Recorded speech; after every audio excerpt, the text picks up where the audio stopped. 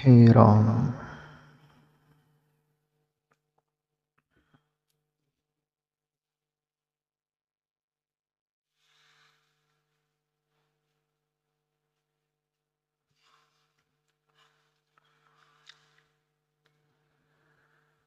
जैसे प्रश्न रमेश भाऊ लोनवाड़ी के, उन्होंने पूछा मेरे से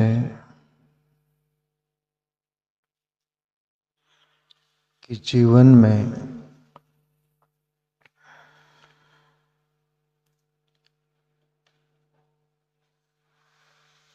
कुछ ऐसे लोग देखने को मिलते हैं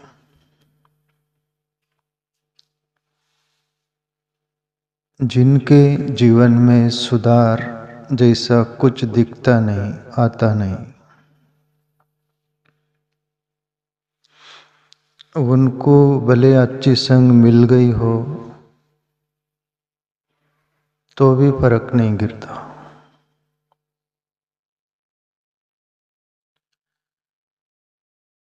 उनके जीवन में एक मानवता नहीं दिखती, एक सज्जनता नहीं दिखती, भलापन जिसको खुद के प्रति भी और अदर दूसरों के प्रति भी एक पॉजिटिव था, एक भलापन की सोच और दिशा नहीं दिखती।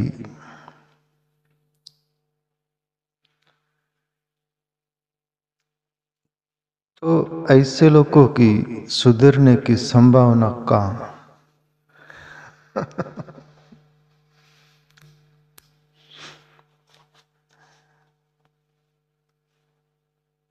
अभी ऐसे लोगों की सुधरने की संभावना तो देखने को भी मिली, पढ़ने को भी मिली, सुनने को भी मिली। कुछ कुछ लोग पक्के रंग के होते हैं, उनके रंग पर दूसरा रंग चढ़ता नहीं।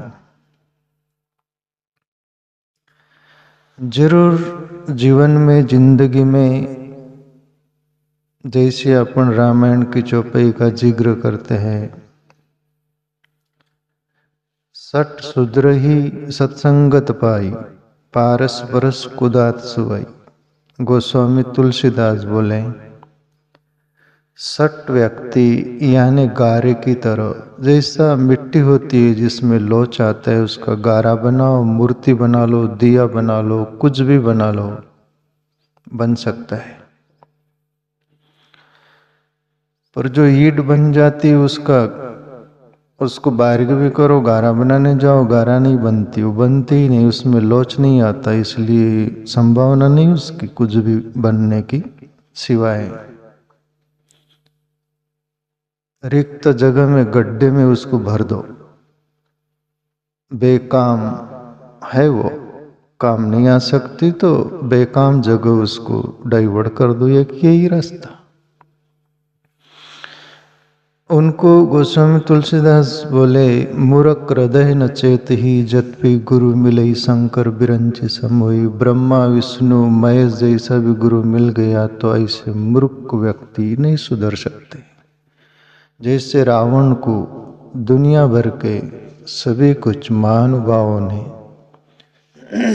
बोला, समझाया, पर रावण किसी की माना नहीं। क्यों? मीरा तो अपने अंदाज में बोली, हे पिया, हे कृष्ण, हे प्रभु, रंग ओढ़ू तो रंग चुए, रंग बिरंगी होए। मैं तो ओढ़ू काली कामली, जा में दूजो रंग न लागे कोई। लाल ना रंगऊं, हरी ना रंगऊं, अपने ही रंग में रंग दे चुनरिया। जैसे मीरा बोलती है प्रभु से कि एक आपका रंग पक्का है, उसमें मुझे रंग दो। पर इनका ऐसा रंग वहीं से आता है, सेटलमेंट होकर संस्कारों का, इनका प्रारब्धों का, उसके अनुसार ऐसे सोच रहे थे कि रंग चढ़ने की कोई संभावना नहीं। मीरा की चुनरी, आत्मा रूपी चुनरी रंग जाती है परमात्मा के रंग में, पर इनकी क्यों नहीं रंगती? नहीं, ऐसा तो नहीं दिखता। खलवों करे भल पाईसु संगु मिटेन मलिन स्वभाव संगु। खल व्यक्ति हो उस जिस बैकग्राउंड में रहेगा वहां लगेगा बहुत सज्जन है, बहुत अच्छा है। स्त्री हो पुरुष हो कोई भी हो, बच्चे हो बूढ़े हो कोई भी हो, उस बैकग्राउंड से हटा कि उनके रंग में रंग जाते हो। इसलिए खल और मूर्ख जैसे लोग इम्पॉसिबल, सुधरने की संभावना नहीं। पर संतों का, महानुभावों का एक स्वभाव होता है, बुढ़त से जन न पावे डोला, मनुनी कड़वड़ा ये था से। तुकाराम बाबा बोले कोई पानी में डूब रहा है तो डूबते हुए को डूबने न देना, उसको निकालना, ये करुणावश भला आदमी या संत जन करते। तो करना भी चाहिए। भलो भलाई पे लई ही नीच नीचाई पे लई, ग्रल सरय अमरता विष मिचई मिचो, ऐसी करके रामायण की चौपाई है। भला व्यक्ति जिंदगी भर उसका जन्म भी भलाई ही होता है, जीता भलाई ही, मरता भलाई पर। बुरा व्यक्ति जिसको नीच शब्द वापरा गया, वो जन्मना भी उसका नीच, जीना भी नीच, मरना भी नीच। तो ऐसे व्यक्ति सुधरते नहीं प्यारे मित्रों। वो खुद के लिए भी हानिकारक होते, दूसरों के लिए भी हानिकारक होते। भले लोगों को केवल इशारा काफी है, इशारा मात्र से वो समझ जाते हैं और अपनी राह पर चल पड़ते हैं, अपनी राह सुधारते हैं, जीवन सुधारते हैं। पर मूढ़ व्यक्ति नहीं सुधारता। भगवान बुद्ध बोले 3 लोकों के प्रति दुनिया में 3 प्रकार के लोग होते हैं। घोड़ा का दृष्टांत दिया उन्होंने, उदाहरण। घोड़े 3 प्रकार के होते हैं। एक ऐसा घोड़ा होता है उसको मारो तो ही चलता है। दूसरा घोड़ा ऐसा होता है उसको डांटो तो ही चलता है। तीसरा घोड़ा ऐसा होता है केवल इशारा करो, रस्सी हो तो रस्सी से इशारा या हाथ से इशारा, इशारे पर चलता है। भगवान बुद्ध बोले कि दुनिया में ऐसे 3 प्रकार के लोग हैं। एक को मारो तो ही रास आता है, जितना समय मारो उतना ही, मार बंद हो गई कि वो उसकी जगह आ जाता है। एक तरह की, एक डिपार्टमेंट का व्यक्ति दुनिया में ऐसा है। वैसे ही ढोल गवार शूद्र पशु नारी ये सब ताड़न के अधिकार रामायण के ढोल है, उसका हाथ जोड़ो, हे माता जी बज, ढोल बजेंगी। पीटोंगे तो ही बजेंगी, और जितना पीटोंगे उतना ही बजेंगी, हाथ छोड़ दो तो बजेंगी वो। इस ऐसे ही कैटेगरीज का एक मनुष्य है दुनिया में, पीटो तो ही चले। रमेश बाबू का ये प्रश्न पर चर्चा है, पीटो तो ही चले, पीटना बंद करो बंद। भगवान बुद्ध दूसरे कैटेगरीज के व्यक्ति का बोले कि उसको डांटो, धमकाओ। डांटने से चलता है वो, जितना समय डांटो उतना ही। जैसे मैं कभी कभी देखता हूँ, वो जो कुटिया का छत है उस पर एक डॉग, कुत्ता बैठा रहता है, संडास भी करता है सब, उसको कोई फिक्र नहीं, गांव में जीता है वो। मैं इस मेरी रूम से उसको हाड़ छू कुछ भी करता हूँ जैसे बोलना चाहिए, उस केवल देखता है। वो बोलता है कि तुम्हारे जैसे गांव में बहुत छोड़ के आया, मैं क्या फर्क गिरता है। तस से मस नहीं होता वो, डांटो उतना ही देखता है कुत्ता, बाकी कोई फर्क नहीं गिरता उसको। तो दूसरे कैटेगरीज की दुनिया में ऐसे व्यक्ति है, डांटो तभी उतना समय, डांटना बंद हो गया काम, उसका जो जहां है वहीं आ जाता है। तीसरा, मनुष्य ऐसा है कैटेगरीज केवल इशारा। वो बोलते हैं ना, चतुर को एक बार, मूर्ख को बार बार। चतुर व्यक्ति को एक बार बोल दो तो वो समझ जाता है, मूर्ख को बार बार बोलो तो कोई फर्क नहीं गिरता। इसलिए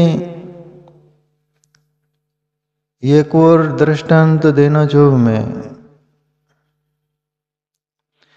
एक पागल खाने में, एक कोठरी में 3 पागल बनते हैं।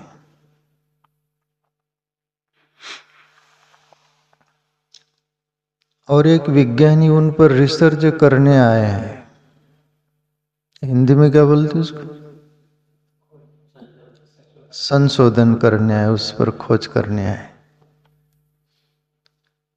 संशोधन खोज करने आए कि आखिर ये पागल हुए क्यों, पागल होने का कारण क्या, ऐसा तैसा, उसका इलाज हो, जो भी कुछ उनका संशोधन, रिसर्च।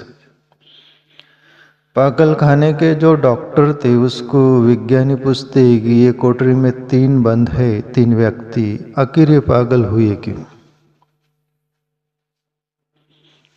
पागल खाने के डॉक्टर ने बोला कि भाई एक रस्सी थी, बोले उस रस्सी को गांठ बंधी हुई थी, पक्की गांठ। उसको एक व्यक्ति, ये जो 1 नंबर का है, उसको खोल रहा था। बोले बहुत कोशिश की और वो गांठ खुली नहीं। गांठ न खुलने के कारण पागल हो गया।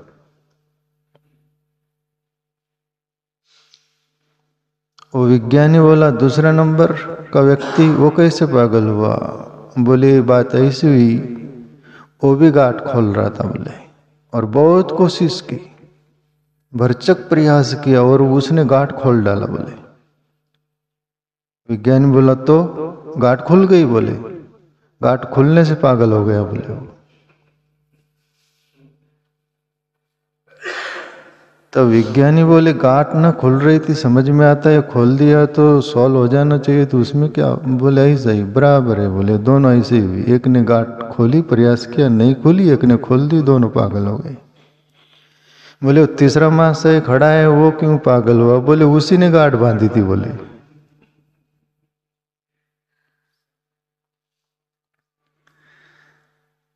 तो इस दुनिया में 3 तल के लोग होते हैं, एक दुराग्री, एक पूर्वाग्री, एक वर्ताग्री। दुराग्री, पुराग्री ये प्रचलित संस्कृत भाषा में वापरा जाता है, बोला जाता है, पर वर्ताग्री मैं मेरे अंदर से निकाला हूं, ये निजी है मेरी खोज।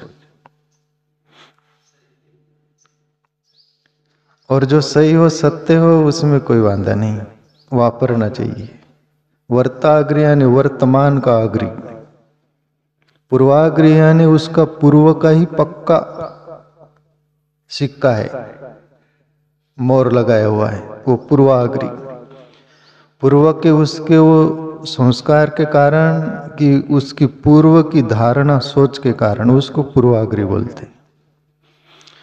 दुराग्री उसको बोलते नहीं, ऐसा तो ऐसा ही, किसी को मानेगा नहीं। हाँ? कुछ दुनिया में ये कहावत है ना, 100 में फुली, लाख में काना, मांजरिया के सुन मेरे भाई, वोची गर्दन सबसे सबई। 100 में फुली, जिसकी आंखों में फुली हो ना, आंख में फुली रहती ना, वो 100 लोगों को चित कर देता है।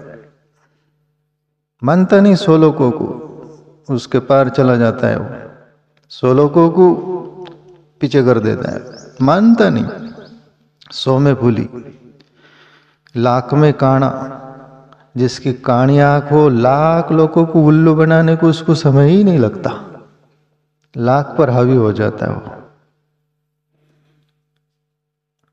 100 में भूली, लाख में काना, मांजरिया कहे सुन मेरे भाई। वो मांजरा आदमी बोलता है मेरी सुनो, मैं जो बोलता हूं वही सही, बराबर, मेरी सुनो, मेरी सुनो।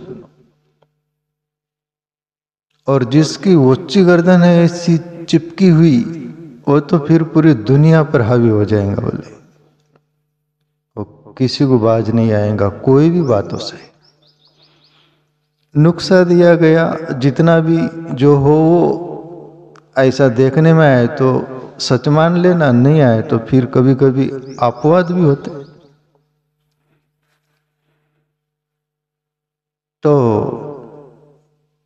अभी ये पूर्वाग्रही कौन? पूर्वाग्रही वो जो अपने जन्म जन्म के वो संस्कार लेके आया है, वो पक्की गांठ बांध रखा है, वो पक्का आदमी, वो उसका पूर्वाग्रह छोड़ता नहीं। दूसरा आदमी दुराग्रह, उसकी ढिठाई ऐसी रहती है, ढीठपना के कारण वो उसका दुराग्रह नहीं छोड़ता हो, नहीं, तत्से मस नहीं होगा वो। पूर्वाग्रह, दुराग्रह, वर्ताग्रह, वर्तमान में उसका ऐसे एक्शन रहेंगे बिल्कुल बदलने वाले नहीं। अभी ये 3 गांठ वाले दुनिया में कैसे लोग होते? एक भूतकाल में जीने वाला, एक भविष्य काल में जीने वाला, एक वर्तमान में जीने वाला। भूतकाल में जीने वाला ऐसी गांठ मारता है, उसकी गांठ छूटती नहीं, ऐसी गांठ मारता है। भूतकाल किसको बोलते? जो कल बीत गया, जो हो गया, उसको पास्ट टेंस। भूतकाल जो बीत गया, जो बीत गया उसमें जो हो गया उसको ऐसी गांठ बांधता है, छोड़ता नहीं वो। उस गांठ बांधने के कारण पागल हो जाता है वो, विकृति वही ख्याल में रहता है। उसको कुछ भी बोलो तो बोला नहीं ऐसा, वो मेरे ख्याल में से जाता नहीं, अपने से भुलाएगा नहीं, अपने से ऐसा नहीं, ऐसी गांठ मारता है। भूतकाल का व्यक्ति ऐसी जिंदगी में कुछ बातों को गांठ मार देता है। फिर कोई भला व्यक्ति एक ऐसा होता है कि वो गांठ को छोड़ना चाहता है, वर्तमान वाला। अरे भूतकाल जो हो गया वो हो गया, बीत गया वो बीत गया, अभी जो समय है उसको साथ उसको जी। भूतकाल को पकड़ के क्या बैठा है? वो उसको बोलता है पर उसकी भी वो सुनता नहीं, बस मार दी गांठ, मार दी गांठ। तो उसमें भी विकृति है, पागलपन है। अब ये दूसरा नंबर का जो गांठ खोल दिया, वो क्यों पागल हो गया? गांठ खोलने से वर्तमान में कुछ लोग ऐसे जीते हैं जो कि वर्तमान में ऐसा जीना चाहिए सरलता से।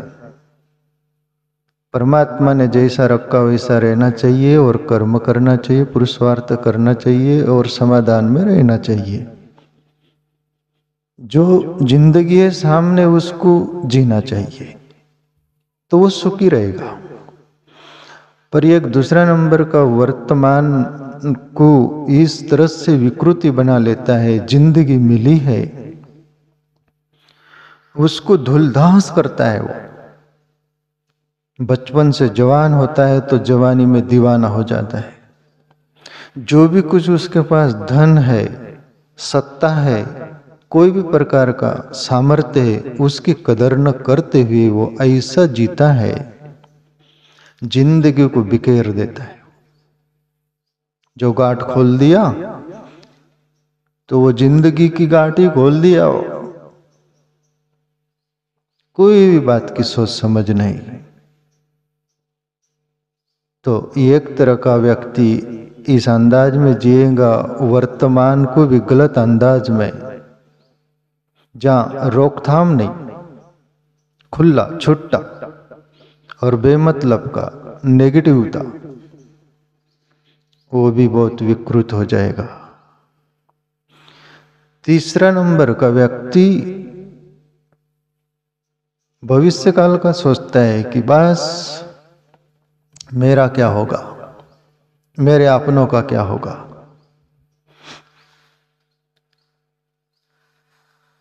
जो होगा वो होगा। तुलसी भरोसे राम के निर्भय हो के सोए, अनहोनी होती नहीं, होनी हो सो होए, ये सुनिश्चित है। तुलसीदास बोले कि जो जिंदगी में होने वाला है वो होके रहेगा और जो नहीं होने वाला है वो नहीं होगा, तो उसके बारे में फिक्र और चिंता करने की जरूरत नहीं। तुम्हारे हाथ में वर्तमान है, वर्तमान ही भूतकाल बनता है और भविष्य काल बनता है। तो तुम्हें साधना क्या है, वो तुम साध लो। साधो, कुछ साधना कीजिए, साध लो। अपन भविष्य काल की चिंता में और भूतकाल की बीती हुई की चिंता में, दोनों में दब जाते, वर्तमान हाथ से खो जाता है। और जिसका वर्तमान खो गया उसका जिंदगी विकृत और पागल जैसी हो जाएंगी। तो ये तीन तरह के पागल, भूतकाल की गांठ मारने वाले, वर्तमान में जिंदगी को खुला, अरे जिंदगी मिली है मौज करने को, मस्ती करने को, बस जो कुछ है 50 पूरी पार नहीं कर पाते हो। और जिंदगी कीमती मिली थी, और उसको दिवस गवाया खाए के रात गवाई सोए, हीरा जन्म अनमोलता कोड़ी बदले खोए वाली बात हो गई। कीमती जीवन था। इसमें प्यारे मित्रों, जिंदगी ऐसी मिली है ना, इसको होश से जियो, बेहोश जियो मत। बेहोश हम कैसे जीते हैं, जो हमारी जिंदगी है उसकी बिल्कुल कदर न करते हुए। होश में व्यक्ति जीता है ना तो प्रत्येक क्षण की कदर करता है वो, और बेहोश में जीता है ना वो एक क्षण की भी कदर नहीं करता हो। और होश आता है आत्मचिंतन से, ध्यान से। ये जो हम जीवन में सात्विक कर्म करते, कार्य करते हैं,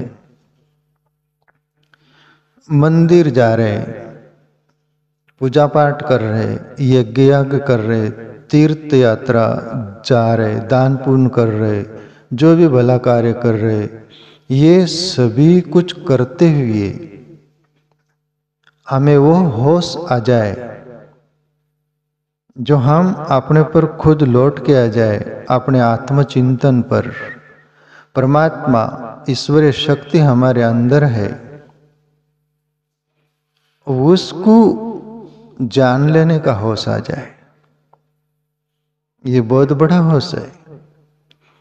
और ये होश सभी के नसीब नहीं, नसीब हो सकता है पर वो नसीब करने की कोई दानत नहीं, उनके प्रारब्ध संस्कार के ऐसे उसमें बेहोशी जीते हो। पूरी जिंदगी बेहोश जी कर बर्बाद कर देते हैं। और ये बेहोशी पर मैं वर्षों से सुना था, कहीं बोले मुल्ला नसरुद्दीन उसका मित्र था। नसरुद्दीन को लड़का होने वाला था, दवा खाने में उसकी पत्नी है, और नसरुद्दीन बोलते हैं उसके मित्र को कि यार दवा खाने में चलना है। बोले लड़का होने वाला, लड़का होता है कि लड़की होती, क्या होता क्या नहीं होता, दवा खाने में पत्नी गई है, अपन चलेंगे। तब उसका मित्र भी उसका ही डंका था, वो बोले यार कि पहले शराब पी लेते, बोले क्या होता न क्या नहीं दवा खाने में। दोनों ने शराब पी ली बहुत सारा और दवाखाने में गए। वो कांच के पिटारे में लड़का हुआ था। मुल्ला नसरुद्दीन उस बच्चे को देखता है, लड़के को देखता है और शक पैदा करता है। उसके मित्र को बोलते दोनों शराब पिए हुए बहुत। नसरुद्दीन बोलता है यार मित्र, मेरे पर चेहरा नहीं दिख रहा, बोले इसका, मेरे जैसा चेहरा नहीं इसका। और नसरुद्दीन बोलते हैं दूसरा, यार मित्र दूसरी बात यह है कि बच्चा लड़का बहुत छोटा है, बोले ये कैसा जिएगा, कैसा बड़ा होगा, बचता है कि नहीं बचता। तो उसका मित्र बोले नहीं, मैं भी पैदा हुआ था तब इतना ही बड़ा था, बोले। तब नसरुद्दीन बोले, मुल्ला नसरुद्दीन की, बोले तू बच गया था क्या, बोले। तब वो बोले यार मेरे को ये मालूम नहीं, बोले पर मैं इतना ही बड़ा था।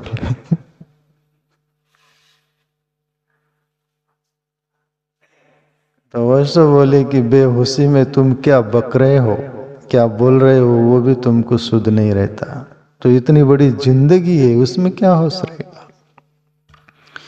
तुम्हारे अपने वो संस्कार, वो प्रारब्ध होते हैं, उसके कारण अपने को होश रहता है, जिंदगी का महत्व रहता है, क्या करना क्या नहीं करना वो सभी कुछ होश रहता है। तो कहने का तात्पर्य, अपन मंदिर जाओ, यज्ञ याज्ञ करो, पूजा पाठ करो, तीर्थ जाओ, दुनिया का कुछ भी करते करते एक बार जीवन में ऐसा भी होश आ जाए, एक बार हम मंदिर में भी नहीं जा पाए या नहीं गए, जाना नहीं हुआ,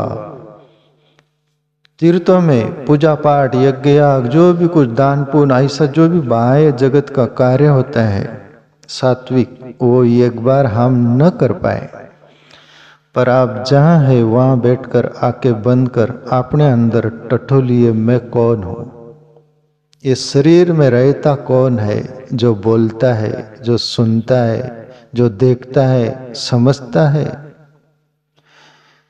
जिंदगी चलते फिरते बड़ी रौनक भरी है, खुशहाल है, इसमें रहता कौन है। ये शरीर तो मिट्टी का पुतला है, पंच तत्वों से मिला है। ये आज है कल नहीं, पर इसमें जीवन भर 100 साल की जिंदगी बोल लो तो उसमें रहने वाला है कौन, उसको बारीकी से हम देखें। और एक दिन ऐसा करते करते भले जीवन में हमारे अंदर ईश्वर चैतन्य रूप में है, उसका अनुभव नहीं हो, पर इतना होश गहरा हो जाए, एक दिन दरवाजे के सामने आप बैठे थे, ताले को हथौड़े मार रहे थे, एक दिन ताला खुल जाएगा और दरवाजा खुल जाएगा और आपका प्रवेश अंदर हो जाएगा। ये घटना हर मनुष्य के अंदर घटने की है। क्यों? परमात्मा इस शरीर में रहता है। आज तक अनगिनत महापुरुषों ने, अनुभवियों ने अनुभव किया है। कबीर बोले, संतो कुण आवे चे कुण जावे, बोले चे जाकी खबर करो, है ना। तो प्यारे मित्रों, ये बात है